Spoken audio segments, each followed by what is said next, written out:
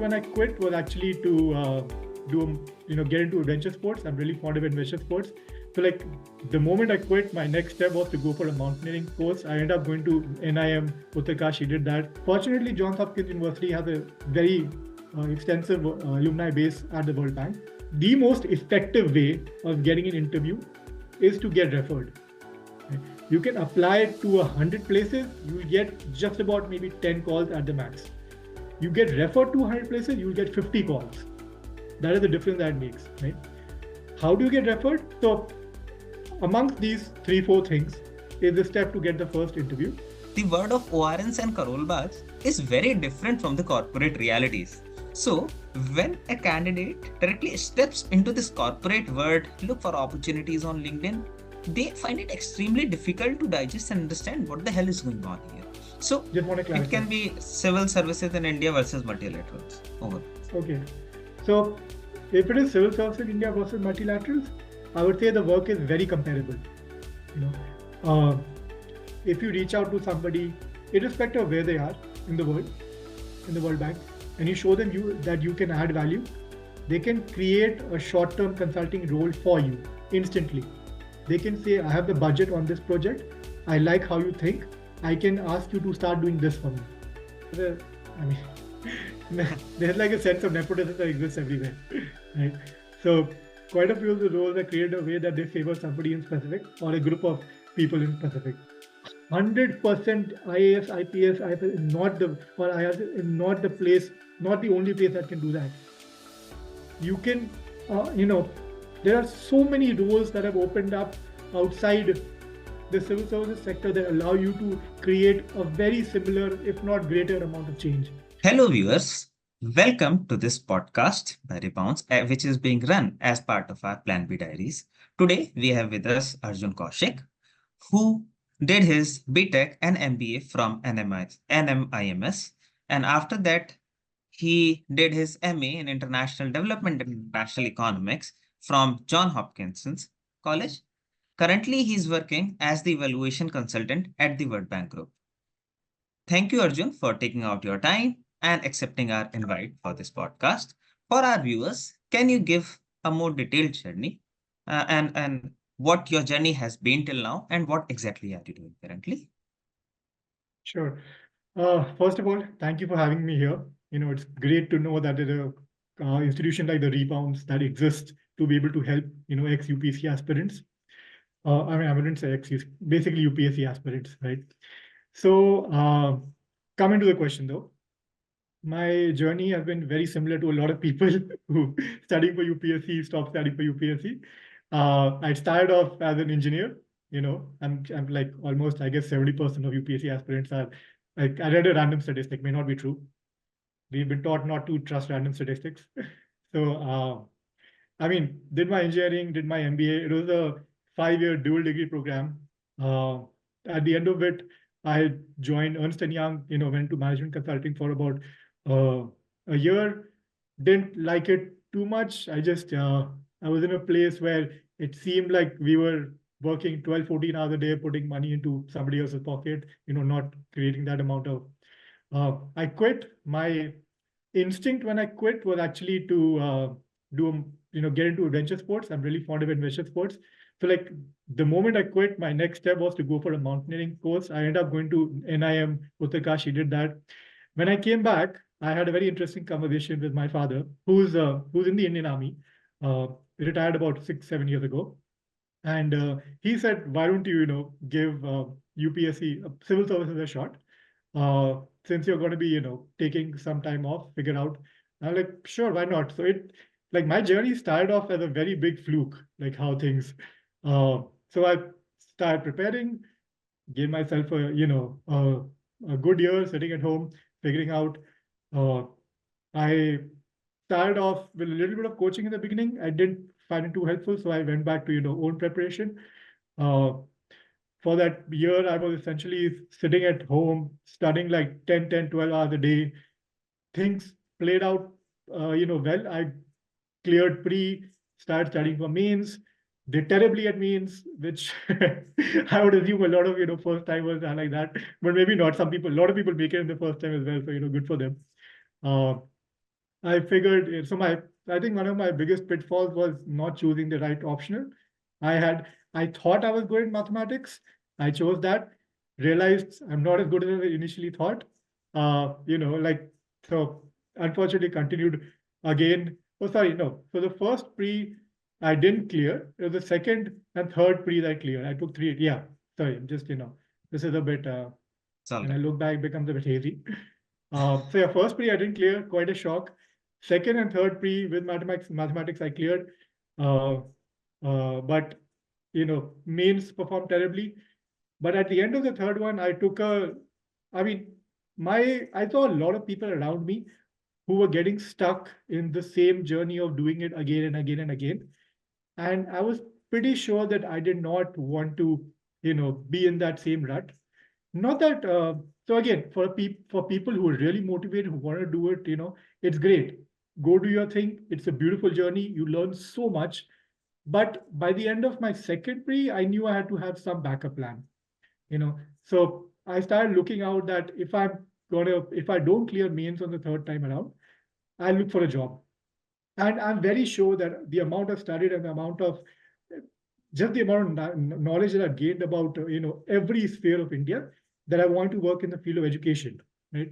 So my thought was that if you want any region or country to progress, you got to fix the basics. Basics are things like education, health, sanitation. I know many hygiene factors that need to be. So I got again kind of lucky. I reached out through a friend to an NGO uh, which actually provides consultants to different state governments across India. So through them, I got embedded into the Delhi government, working as a consultant to the vocational education department. That the year and a half over there really opened up my eyes. It's a lot of people love to become bureaucrats because the amount of power that they hold. It's only when you start working inside it do you start to realize how difficult and how many hurdles bureaucracy actually holds. And you come across all kinds of bureaucrats. Like, you come across people who are so driven to get things done. They'll be the ones who are working 12, 13, 14 hours a day, the exact same amount of time that we worked in consulting or other jobs earlier, right?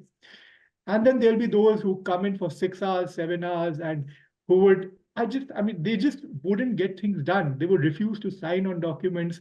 They would refuse to take action. They would hold up funding which is meant for school children. You come across all of that. And so that again, that triggered another thought. I'm like, do I want to spend another 10 years working, slowly building up my way across a range of activities and working up to a level which could allow me to enter back into the bureaucracy at a higher position? Because fortunately or unfortunately, depends on what side of the coin you're on, the government has opened up to a lot of lateral hiring, and to a lot of high level consulting positions that allow you to effect the same kind of change that IS offers, IPS, and other, other services offer. So the thought was, how do I short circuit this path? Right? I don't want to spend 10, 15 years. I want to get things done quicker. Uh, Figured I got to upskill. How do I upskill?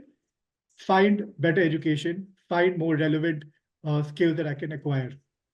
Now, at the time when I was looking around, I basically sought to look at universities that were offering courses in either development or economics or public policy, things that would be relevant or adjacent to the field that I've already studied.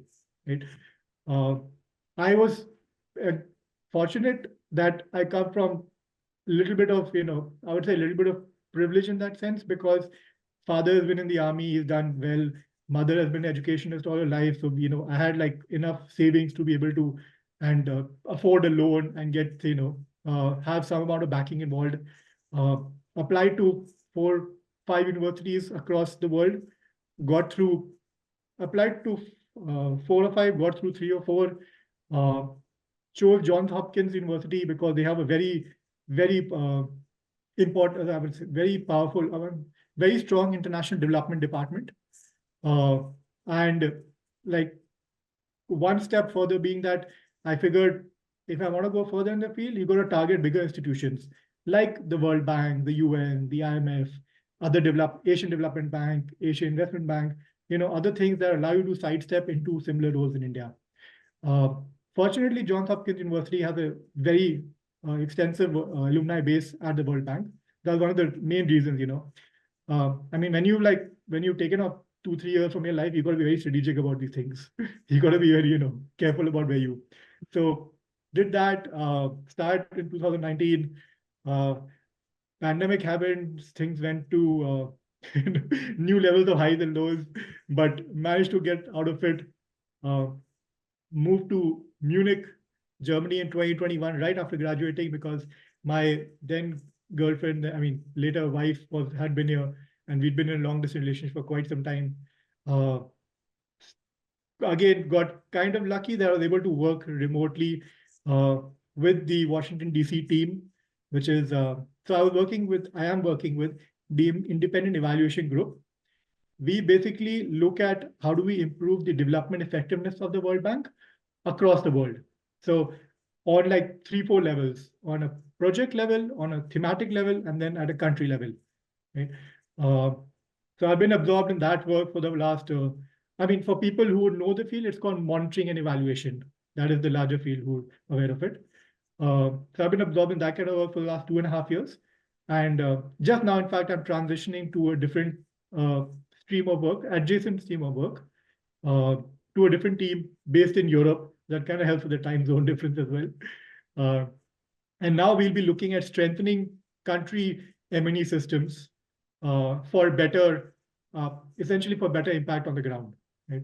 So yeah, I know that took a few more minutes than I planned, but that's been my journey since I graduated till where I am right now.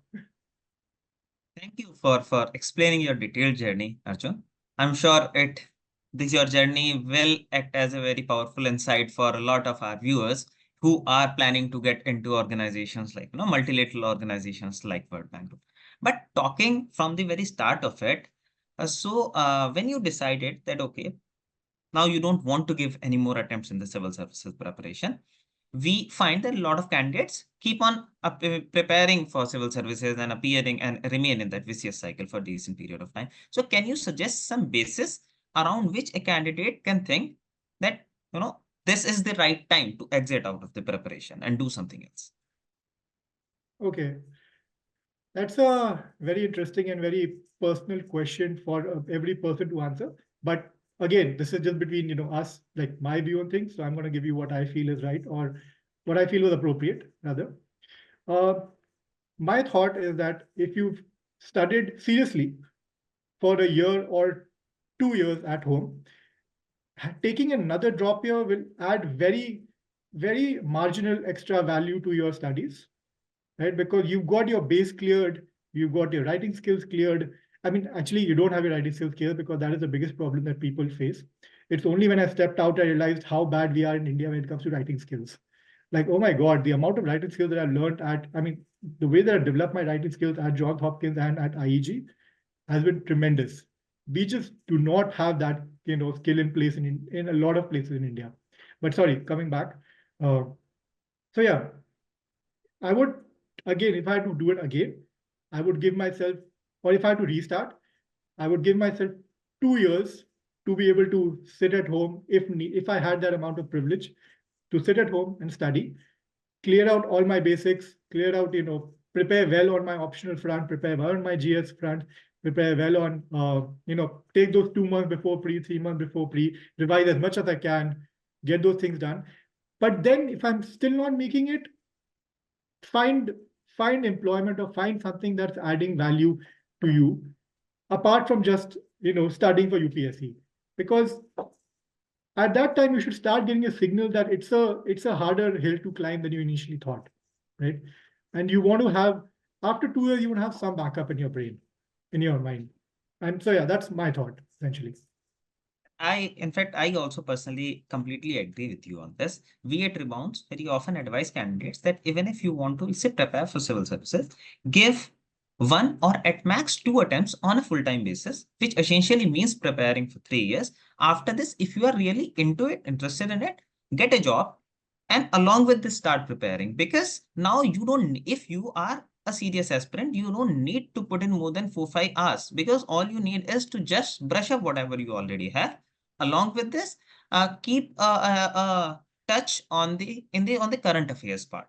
So that is something which you need. And yes, I completely agree with you on this part. Then when we talk about, say, transitioning from the civil services journey to the corporate world or to the development sector, so what challenges you face in making this transition? Because we at Rebounce, when interact with candidates, they face a lot of challenges in getting the right shortlist or converting their interviews or explaining their gap years. So what challenges you face in this, and what advice would you like to give to candidates to make this Okay. journey more smooth? Okay. Okay. Great. So let me break down this, into 2, 3 things. First is the most basic challenge you're going to face is how to convince people that, that your 2 years spent has been important or has actually helped you upskill, right? How that happens is quantify your success, right? Or, okay, quantify by that, what I mean is, for example, if you cleared pre or if you cleared mains, add that statistic that you went through an extremely competitive examination, between a million candidates, clearing between 0.1% or whatever the statistic is right now, of a screening stage. Add a statistic that you then add that, studied fields across sociology, geography, history, I'm even forgetting the subjects right now, but essentially across the board, right? Add these things, show them that you've developed knowledge, which is which can which going to add value to the work that you bring to them. Like, for a very, very quick example, when I was interviewing at Lend a Hand India, uh, I was able to get in statistics right from the top of my brain to tell the interviewer that, this is what is happening. We're getting a million people into the work stream every year. We're only getting formal jobs. That means 12 million a year. We're only creating formal jobs for 1 million. We're getting, this much is our net gross enrollment ratio. This much is our net enrollment ratio. This much is what happens in primary, secondary, this. So it's just, you will be amazed at how quickly you start connecting things, because you gain so much knowledge in the entire view, in the entire scheme of studying. And also, I mean, okay, so maybe you'll have to put in the extra bit of effort to get that view into it. But once you start getting it, it just things connect beautifully and things start to make sense. And if you can show that to the interviewer, then I am 100% sure they would leave the room impressed, right? But now that I think about it, let me backtrack one step. Getting that first interview, right? Because that getting into the room itself is difficult. So let me take one step back. Uh, the most effective way of getting an interview is to get referred. Right? You can apply to 100 places, you'll get just about maybe 10 calls at the max. You get referred to 100 places, you'll get 50 calls. That is the difference that makes, right? How do you get referred? 2 or 3 things. Number one, reach out to your college alumni if you're close to them, or even if you're not, just reach out to them. Hey, I started this, I've been doing this. I like what you're doing. Can we have a conversation? Number two, cold on LinkedIn, go on, look at people who are relevant to the sector that you want to work in. Like, I was very sure I wanted to work in the field of education. I found a friend who was, involved with this NGO in a bit. I reached out to him. He said, "Don't worry, I'll connect you with the founder and let's talk about it. Let's take this ahead." Uh, Number three, reach out to ex-UPSC aspirants. Like, I've got messages on my LinkedIn saying that, "Hi, this is what happens. Can we talk?" I'm like, "Sure, man. Let's get half an hour done. Let's see where you are." Uh, but always send a LinkedIn request with a message. If you send one randomly, nobody knows who you are. They're not going to accept it, right? Uh, and yeah, I mean, make sure your CV is in place, which is so important because I've seen so many CVs that are, I mean, no disrespect to them, but they're terrible. They're not framed well, they're not written well, they're not structured well, they're not showing their strengths. in a way that that any interviewer would want to. You have like 4 or 5 page CVs where maximum your CV should be a page or maximum 2 pages, right? So amongst these 3, 4 things is the step to get the first interview. Once you're in the interview, if you come to the stage, prepare well. Keep the fact that you've gone through a really grueling process for a year, 2 years in mind, and know that is to your advantage. I cannot I cannot stress upon the amount of stress that UPSC aspirants have gone through and made it on the other side. Uh, it's just I worked in corporate. I know it is our stress levels are equal, if not more. Yeah. So exactly. Right. I hope that answers all of it. Yeah. Yes, it answers all. So I can completely resonate with whatever you said. You talked about 4, 5 points. I think 4 points. Number one, you talked about having the right CV, a well-structured CV, which is relevant, which is specifically tailored for the role you are applying for, which talks about your strengths. Number two, to optimize or increase your chances, get the referral from 3 kind of people you talked about. And the third is, once you get a short list, you are in the interview room, talk about the transferable skills which are relevant for the role. And fourth is, be very positive regarding your UPSC journey. Talk about the good things you gained out of it. Talk about the grueling process you went through and how that can add value to the organization. Even candidate as such face a lot of challenges in this whole process, starting with, because the word of ORNs and Karolbags is very different from the corporate realities. So when a candidate directly steps into this corporate world, look for opportunities on LinkedIn, they find it extremely difficult to digest and understand what the hell is going on here. So to help the candidates with all these steps, we at Rebounce have also started a market readiness program where we are supporting candidates starting from number one, what are the areas or the sectors you want to get into based on your career aspirations, based on your background. Then second is, we are supporting candidates on on the skill set part. So if you want to get into specific sector, what are the skills you can build? How can you build those skill set? And most importantly, how can you build your portfolio around those skill set by doing some projects, volunteerships, internships, etc. After that, we are also supporting candidates on the resume, because in a resume is like building a coherent story, talking to the job description, where you are going to play your UPSC journey on the front foot instead of kind of hiding it. So we are supporting candidates on this. After this, we are supporting candidates on preliminary assessment, and finally the interviews. Even in the interviews, candidate face challenges in in showcasing how their UPSC journey has brought skill set which are transferable and relevant for the role they are applying for. And if played well, this alone can add a lot of value, because in this 21st century, the soft skills are kind of overtaking the hard skills. You can develop hard skill in a relatively short span of time. It's the soft skill which is difficult to build. If you can play well on your soft skills and on the other skill set which you build in civil services preparation, you are bound to get an edge compared to the other candidates. So we are also supporting candidates on all this front to help them make a smooth transition. And in the past, in fact, we are proud to say that we have, a lot of candidates from Rebounce have successfully transitioned by following this 5-step process. Perfect. Okay. That's a very well good. That's a far more coherent way of putting it across. Thanks for summarizing and adding those thoughts. That helps a lot more. I just summarized whatever you said. So it's always easy to summarize than to provide the raw points. So, and now talking about getting into the job, John Hopkins, you got into the job, John Hopkins College. A lot of candidates, a lot of ex-UPSC, UPSC aspirants think or dream of getting into such colleges, especially in their programs like, public policy programs or international development, international economics, etc. So what are the series of things which an ex-UPSC aspirant can do to optimize their chances to land in those colleges? Okay. All right. So what can we do to optimize chances to get through colleges? So a pre-thought to that. In the last, I'd say about maybe 7 to 8 years, there are really good institutions within India that have come up, like I am not advertising for them. I'm just noting them because I've met people who graduate from here and I've seen how, how good they are, how amazing they are, in fact.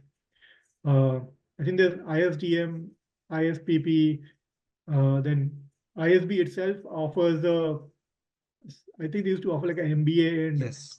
policy, public policy, something like that. And then of course there's TIS, that's been around for a long time. There's Ashoka University, that's expensive, but well worth, if you're able to afford, well worth the education.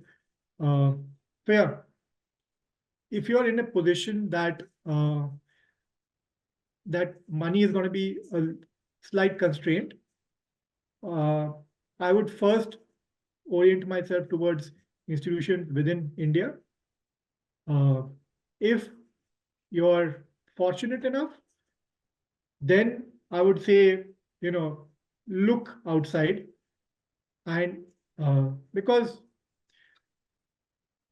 for good or for bad, you still, Indian, the way that system in India works is people still revere things from outside, which is, I mean, once you step out, you realize why it is, because the kind of value addition and the kind of education that you get from the institutions, they are very different to the current education system in India. I mean, education in India does not promote or support any kind of uh, original thinking within the classroom.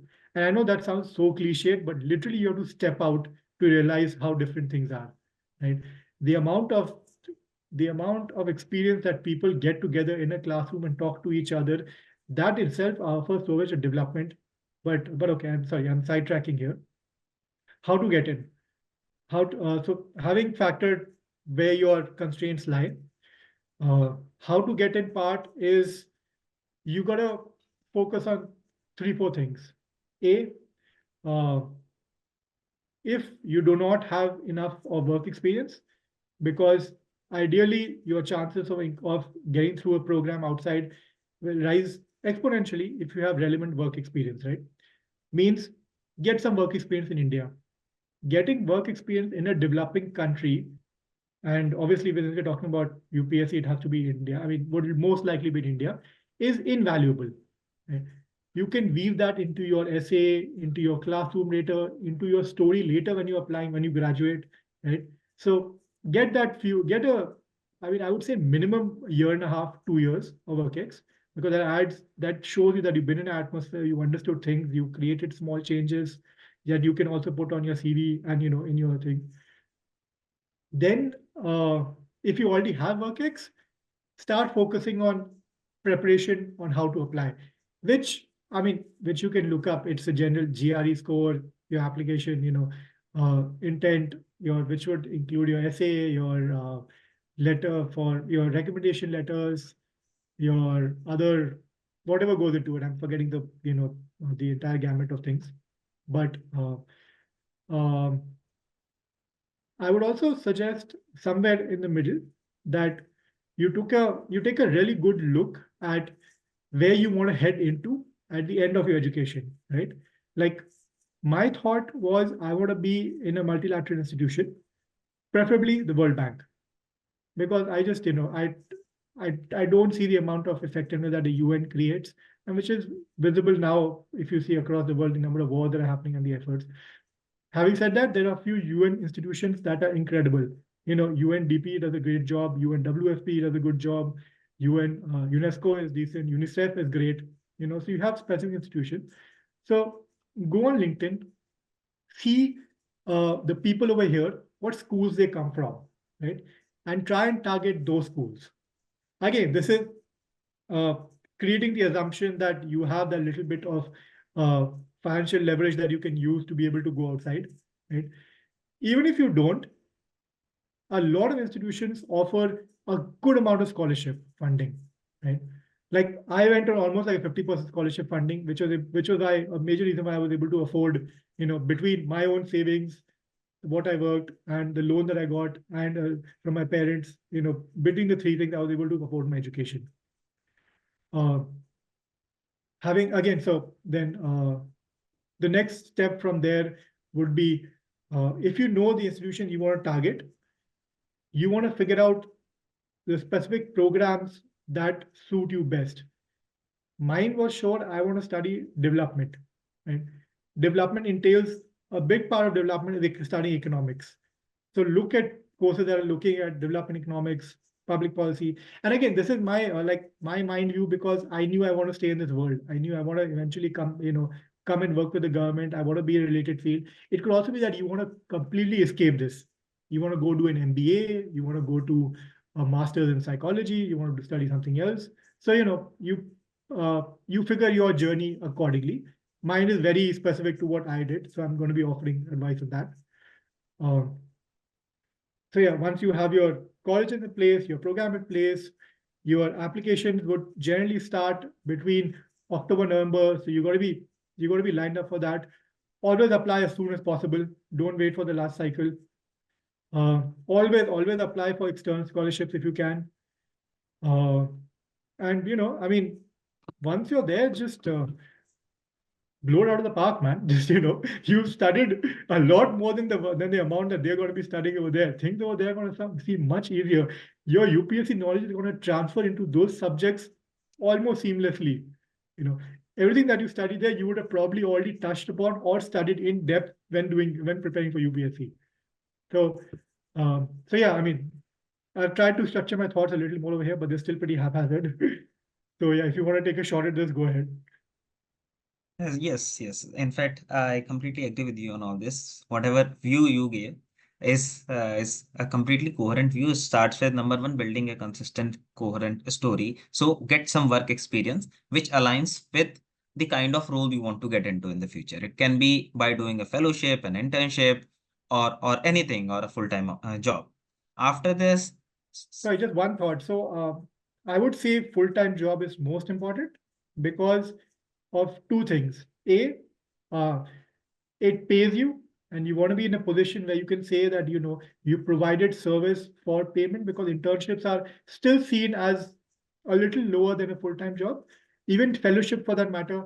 I mean, depending on the kind of fellowship, like if you do TFI or one of those, that's great. Right? So it's not then you're getting paid and you're doing a job. Apart from that, your first priority should be to get a full-time job. Sorry, then go ahead. is sometimes actually candidates face a challenge in getting a full-time job. So what I believe is, let's say you can start with a prestigious fellowship, be it something like Teach for India, or the state government also releases a lot of fellowships like UPCM fellowship, etc. Recently, Punjab Chief Minister fellowship was out. Apart from this, you can also do a fellowship as part of some ministry. They also release their fellowship opportunities. And then you can try to convert it into a full-time opportunity or get into some other organization which provide a full-time opportunity. So fellowship can act as a pathway for you to get into a full-time opportunity. After this, figure out what is that broad area you want to get into. Accordingly, do a reverse engineering, figure out the people who are working in those organizations, from where have they graduated. Accordingly, shortlist the colleges you want to get into. After this, do a more reverse engineering and figure out what are the various programs which are relevant for you, by either figuring out, what were the programs these guys pursued, or by just exploring the various programs. So accordingly, you can figure out, okay, this is the specific program again can leverage. Apart from this, obviously, you have to prepare for the GRE, GMAT, whatever is required to get into those colleges. Right. I think it's very important to have a relevant experience. So after civil services setback, it's very difficult to directly get into a top-notch university. So take some time, get some experience, relevant experience, and play it on the forefront to get into those colleges, right? Precisely. Okay, let's also talk about the skills which are required to succeed in such roles. Since you bring more than half a decade of experience in the field of international development public policy, so what are the top 5 skills which are needed to succeed in these careers of international development public policy? Is good research skills, which means being able to consume lots and lots of literature, making sense of it, creating headlines, and putting them together, right? So being able to, and this is where having an economics degree helps, or rather having a policy degree helps, because this is essentially what you're going to do. You're going to be reading so many papers, you're going to be reading so much research during your degree time, that doing it now becomes slightly easier, right? So, okay. First, broad line, good research skills. Second broad line, as I said earlier, really good writing skills. People at the World Bank love other people who can write well, who can edit things well. It's so important to have to have that skill in place. Uh, Third, and it's become more important now, are your quantitative abilities, which is uh, things like econometrics, regressions, uh, using data to be able to produce uh, more quantitative results on uh, how are things playing, how are essentially things playing out. Um, if you are good at Python or R or Stata, that's always something from a data point of view, not from generally coding point of view. That's always something you want to play on, right? Um, and related to this, people are also looking more at how do you visualize data better. So having, again, using specific packages in all these languages for better visualization, using GIS, um, using then stepping into the realm of qualitative tools like NV, other for things. Those are strengths that everybody's going to look for. Uh, Beyond that, I think the next important skill would be just now then you start stepping into the realm of softer skills, which are things like uh, literally being on the top of your game, being enthusiastic about things, ensuring that you're able to ensuring that you can show your team lead that you can take initiative and you can deliver on those initiatives, right? Then next one would say a lot of good interpersonal skills, which means managing relationships, right? As a consultant, you have a lot of work. And believe me, you can work as much as you want, or you can limit your work and make sense of your life, you know. Uh, but that also comes with the thing that you're going to be dealing with so many different kinds of people because the World Bank itself is very diverse. You have people from almost every country in the world. I mean, it's diverse, but also very Western centric because I'd say almost 50% of people are still from Western world, which is something they need to work on. And they're creating more initiatives for hiring people from around the world. So that's obviously good. Uh, but yeah, just managing relationships with people from everywhere is from different backgrounds is incredibly important. So yeah, I suppose these are the 4, 5 things that'd be important. Yeah. Yes, makes a lot of sense. So it is related to what you said earlier, but yes, now it looks like a more concise way of putting it across. Now talking about, let's say, again, going back to the life at the World Bank. So a lot of candidates in civil service prepare for civil services to get into, say, Indian foreign services. They most of the time have an idea that they want to create a large scale impact. So do opportunities via these multilateral organizations also provide you a chance to make such large scale impact? Or to sum it up in simple, can a candidate who is preparing, who want to get into IFS, see working at these multilateral institutions as an alternative to preparing for IFS in case they are not able? Okay.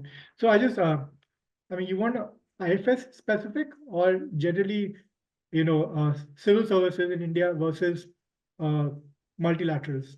Uh, just want to It clarify. can be civil services in India versus multilaterals overall. Okay.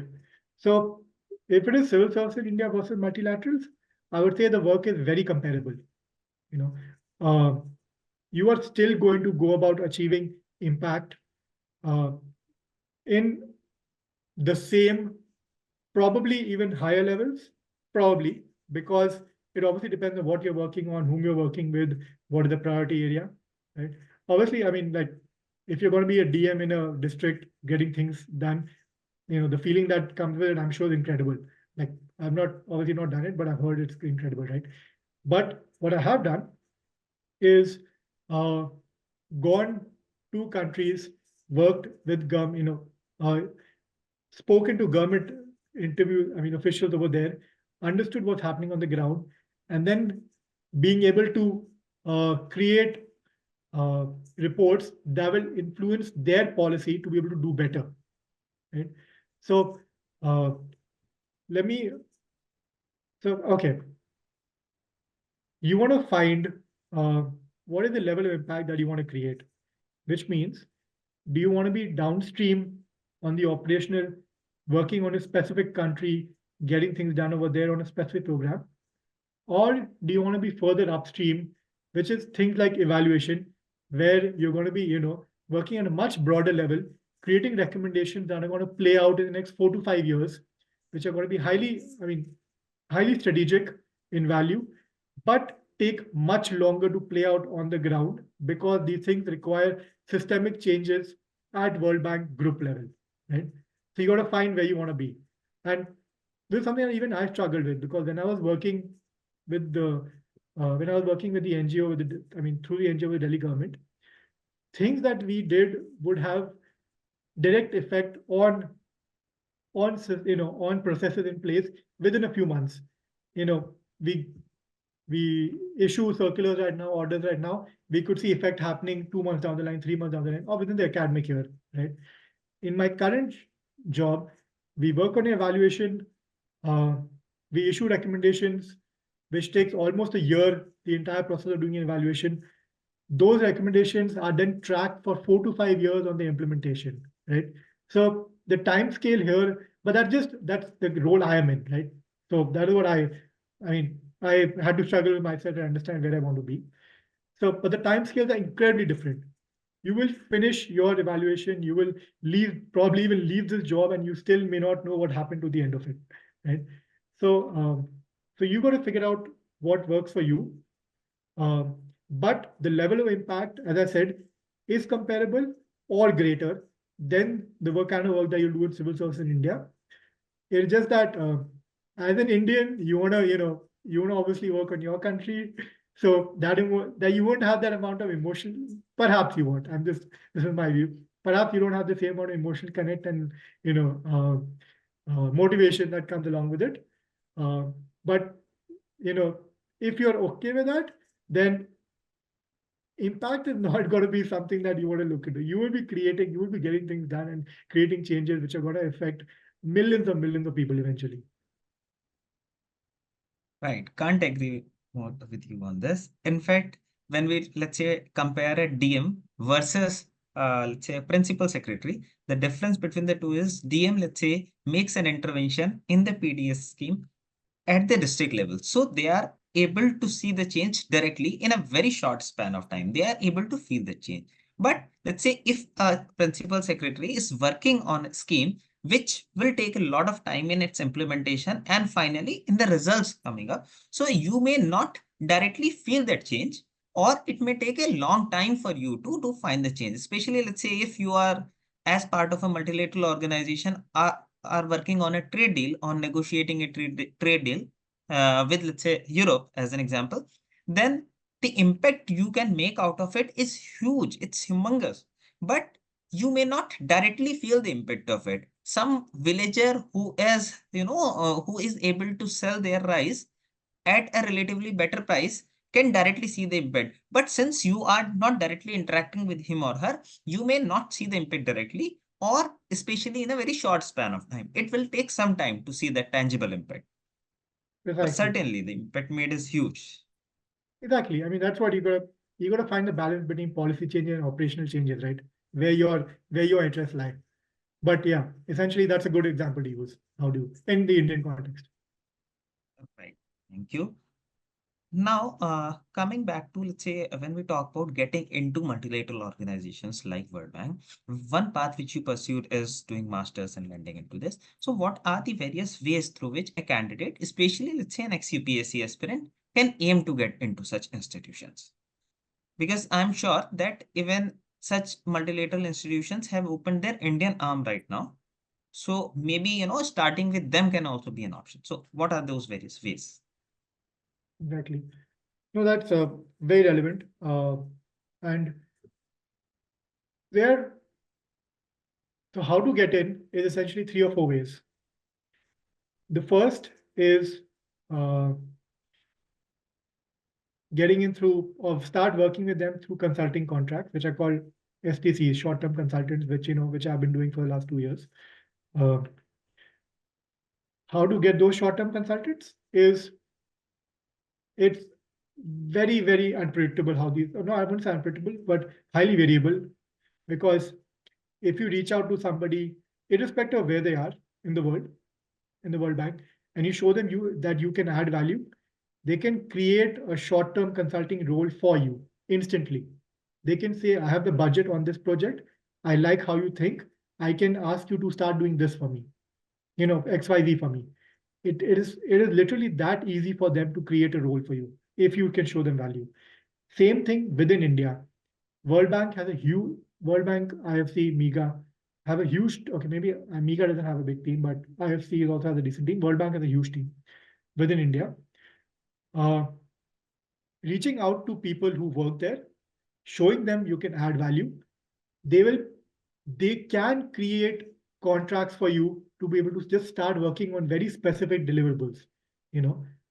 Once you get your leg into, once you get your foot into the door, staying in is much simpler, because then becomes a snowball. You start connecting with the others, you start understanding how things work, you know what they want, how they want it, and when they want it, and you can plan, hey, you have this project coming up, I've done this over here, I can help you here, things like that. But again, that's jumping ahead a little bit. Getting in is 3 or 4 ways.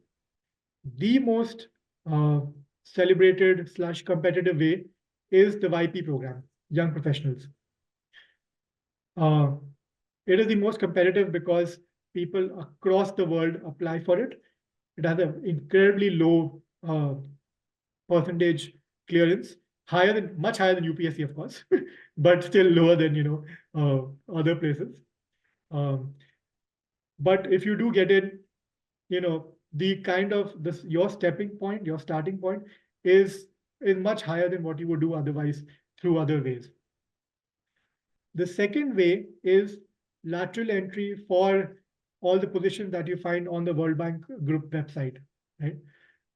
Which is tough because of 2 reasons.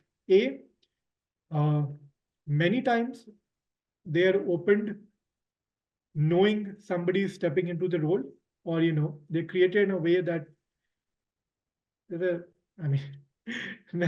like a sense of nepotism that exists everywhere, right? So quite a few of the roles are created in a way that they favor somebody in specific or a group of people in specific, right? But there are also quite a few roles that are competitive in nature. So it's a numbers game. Apply to wherever you see relevant, how much ever that you can, right? But not just apply, like send a general CV, curate your CV to every role, your cover letter to every role, show them, but okay, let me stop there. The third way is how I'm doing right now,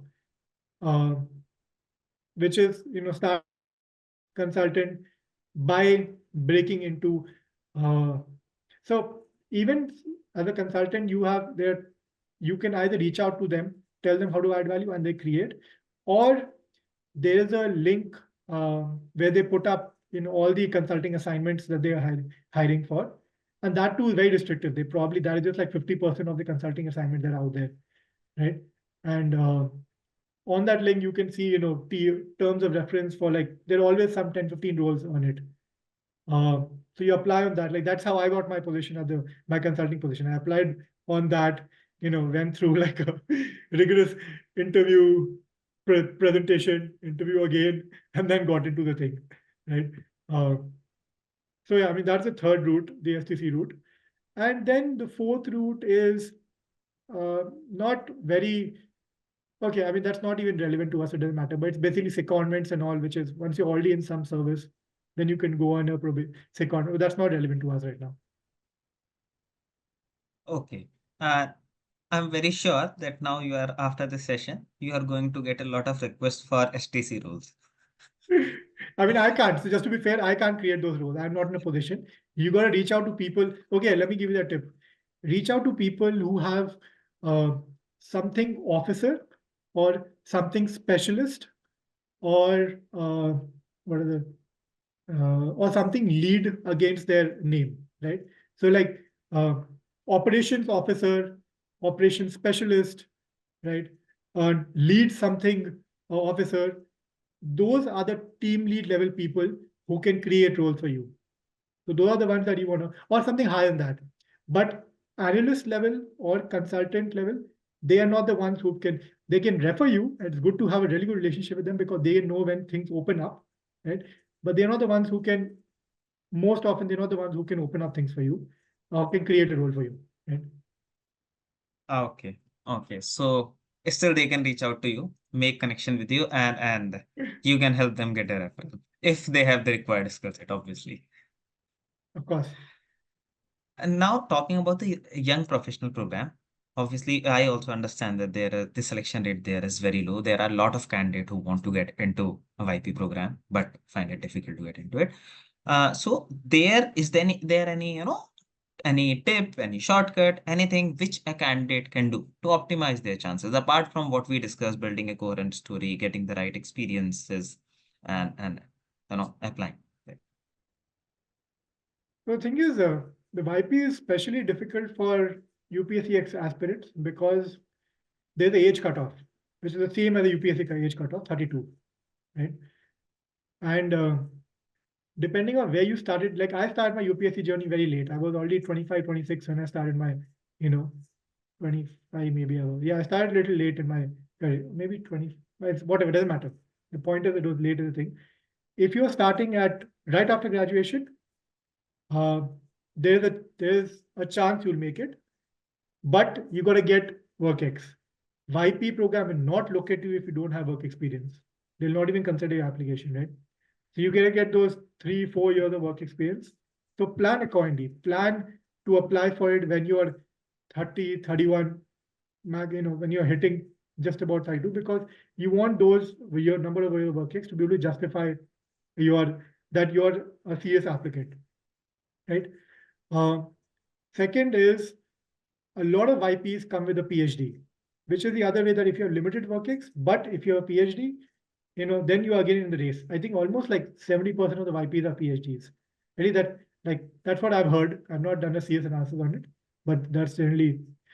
Uh, then the third is going to be, I mean, like any other role, even YP requires networking, right? You want to reach out to existing YPs or the ones who made it, recently. Ask them how they went about it. Ask them what are the application tips they can give. What are the interview tips? What are, I mean, exactly like any other job, it requires networking. It requires you to understand the functioning inside and the functioning outside. So those are the 3-4 things that I would say. But having marked very well that we are at a slight disadvantage when it comes to the YP because of the number of years that we end up, you know, on the other hand, the advantage is that we come with a lot of theoretical, knowledge. So if you get to the interview stage, you can show off your knowledge in a way that others will not be able to. But getting to interview stage is obviously important. Right, right. Yes, it was very insightful. You gave a lot of suggestions, and I'm very sure that all these suggestions are going to be very helpful for all our viewers to get into these multilateral institutions.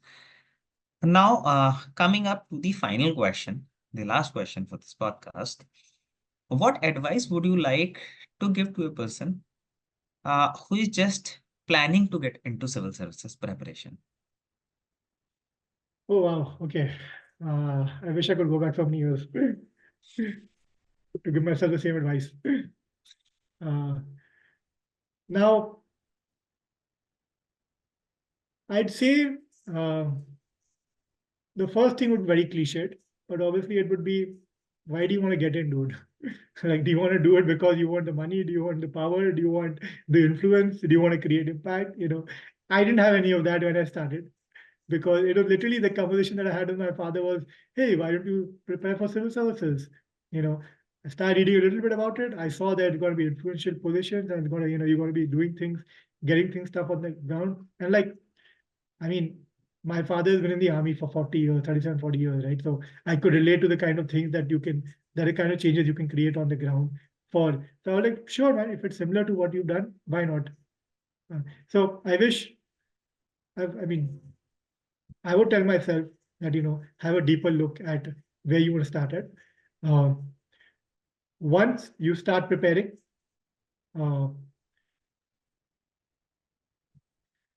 be very tactical about uh, how many years you want to devote full time, what are the kind of subjects you want to study, and whether uh, you know if at the end of 2 3 years things don't plan out as you want them to. But other, let me say, be very tactical about your cutoff. That is how many years you can devote to this, and uh, uh, okay, let me restructure this thought. This is a little bit haphazard right now. Okay, so I'd say be careful entering into civil services about why do you want to get into it? Because you don't want to get into it and then get stuck in the rut of doing it every year for the next 6 years, right? Second, be careful about the kind of, the optional subject that you choose. Incredibly important, right? You could be doing well in all your GSs, but screwing up in optional like I did, right? Third is after a year, or I'd say after 2 years, have a plan B in place. Right? It's great to devote yourself with your ultimate dedication for those 2 years. After that, if you're not even, especially if you're not even able to clear pre, or if you're not getting those marks and mains that are showing that there's a chance you will make it, have a plan B in place. Beyond that, I'd say take a stock of where your personal circumstances lie. I am lucky to have come from, a solid middle class, cushion upbringing and state, life. So I was able to take that risk and be at home studying for almost 2 years. Right? Many people cannot afford that, they have to go back, or they have to call it quits. Have that in your mind at the end of those 2 years, that this is where I'm going to be. And finally, I mean, you got to understand that if your aim is to work towards development, towards better policy changes, towards better chain of the ground, 100% IAS, IPS, IFS is not the, or IRS is not the place, not the only place that can do that. You can, there are so many roles that have opened up outside the civil services sector that allow you to create a very similar, if not greater amount of change. I mean, even consulting companies now have a specialized public sector consulting, policy sector consulting arm, right? And they've grown so much over the last 5-10 years that it's a booming endeavor for them. And obviously, the drawback is that you're going to be issuing recommendation and not be the one who are operationalizing them. But with the amount of lateral entry positions that have grown and that continue to grow, you can always, if you're true to your cause, if you want to get in, you can get in later. You don't have to remain to this, right? So yeah, that is let's say 3 things or 4 things that I'll keep in mind, or I'll tell myself again. Thank you, Arjun. Thank you for telling all these 4 pointers. I'm very sure that it is going to help a lot of candidates who are either planning to get into to venture into civil services preparation or are already in the civil services preparation. So basically, having the right exit plan and timely executing it, having a timeline for this is very important when you are venturing into it. Once you are into it, give your 100%, do everything which is needed, but don't give any attempt with so-called, half-hearted attempt. I'm just giving it. So there is a lot of inertia and candidates take a couple of years even in moving out of the preparation. They give 2 half-hearted attempts. So don't make all those mistakes. So Yeah, man. Thank you, Arjun. Thank you for all your insights for this discussion. Thank you for taking out your time for this podcast. If is there anything else which you want to share with our audiences?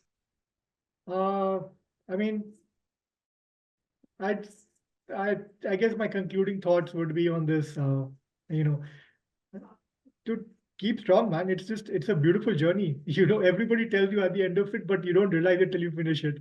and you learn so much, and you just, I honestly, like, anybody who reaches out to me, like, even there was a person here in Germany who was an Indian who reached out to me thinking, I'm thinking of studying for civil services. I'm like, go for it.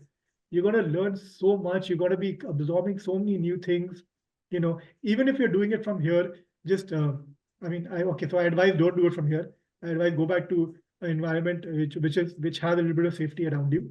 Because if you're gonna be studying here and doing everything, it's gonna be tough. But anyway, I'm rambling again. The point is that uh, starting off and getting, being in that journey is amazing. You don't, at no point do you need to seem like looking back that you regret it. You will not. A lot of aspirants right now are doing incredible work outside having not made it within the UP, not made to civil services, and they are very happy with where they are. Right? So don't worry, there's always light at the end of the tunnel. It'll require a little bit extra effort, and having gone through those 2 years of stress, but things will turn out beautifully for you. Thank you, Arjun. Thank you for this concluding remark on civil services preparation. It certainly provides an opportunity to learn so much about the country and about the diverse subjects. I think there are hardly any courses which provides us an opportunity to explore such diverse coursework. Along with this, the soft skills we build out of it, be it in terms of holistic thinking, structural thinking, when we apply the pestle approach in our answer writing, to the patience and resilience and hard work which we develop. If uh, if channelized well in any domain, we are bound to succeed. It's just about how you look at this journey and how you leverage this overall journey. So thank you, Arjun, for taking out your time for this podcast. For our viewers, if you have any queries, concerns, and any questions, then you can put that in the comment box. And later, once we will upload it on the YouTube, so if Arjun gets any time, he will try to answer your comments. Yes, happy Okay, to answer. thank you. Cool. Thank you so much, Jigyasu. Once again, you're doing great work. Continue it. Thank you, Arjun. Thank you for your kind words.